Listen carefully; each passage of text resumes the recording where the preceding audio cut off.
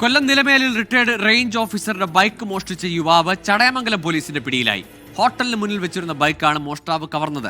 നിലമേൽ വളയിടം സ്വദേശി ഫാറൂഖാണ് പോലീസിന്റെ പിടിയിലായത്.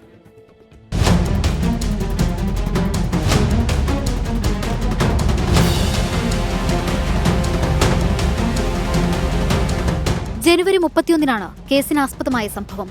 നിലമേലിലെ ഹോട്ടലിനു മുന്നിൽ വെച്ചിരുന്ന ബൈക്ക് ഫറൂഖ് കടത്തിക്കൊണ്ടുപോവുകയായിരുന്നു. സമീപത്തെ മറ്റൊരിടത്ത് ബൈക്ക് ഒളിപ്പിച്ച പ്രതി പിറ്റേ ദിവസം താക്കോൽ നഷ്ടപ്പെട്ടെന്ന് തെറ്റിദ്ധരിപ്പിച്ച് വാഹനം കൊണ്ടുപോയി.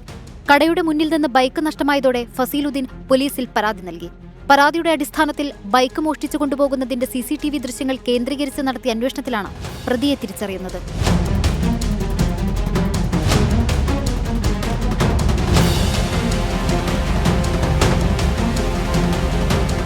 തുടർന്ന് കഴിഞ്ഞ ദിവസം പുലർച്ചെയോടെ ഫറൂഖിനെ വീട്ടിൽ നിന്നും പിടികൂടുകയായിരുന്നു. CCTV ദൃശ്യങ്ങൾ കേന്ദ്രീകരിച്ചുള്ള അന്വേഷണമാണ് പ്രതിയിലേക്കെത്താൻ പോലീസിന് സഹായകരമായത്. 24 കൊല്ലം.